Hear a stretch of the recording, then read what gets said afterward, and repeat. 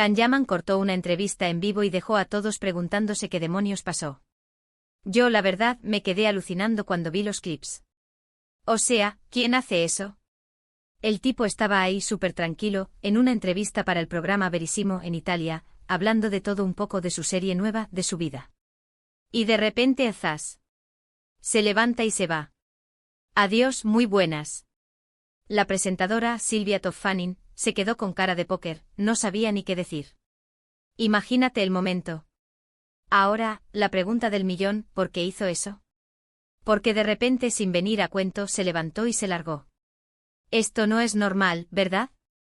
Hay 1000 teorías circulando y yo te voy a contar lo que se está diciendo y lo que yo creo que hay detrás de todo este salseo. Primero, la versión oficial, si es que se le puede llamar oficial.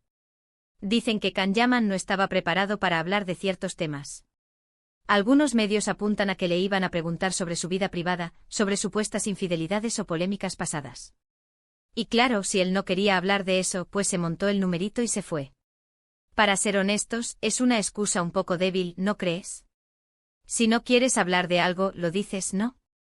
No te levantas y te vas como si nada, dejando a todo el mundo con la boca abierta. Pero yo sospecho que hay algo más. Muchos dicen que es una estrategia de marketing. Y aquí es donde me pongo a pensar. Can Yaman es un tipo que sabe perfectamente cómo llamar la atención. Sabe que su vida da de sí, y a veces un escándalo, aunque sea pequeño, le pone en el foco de los medios. ¿Podría ser que esto haya sido un montaje para generar más expectación sobre él? Mira, yo no digo que lo sea, pero es una posibilidad muy real. Piensa en ello, de repente todo el mundo está hablando de Can Yaman, otra vez. Su nombre vuelve a estar en todas las portadas.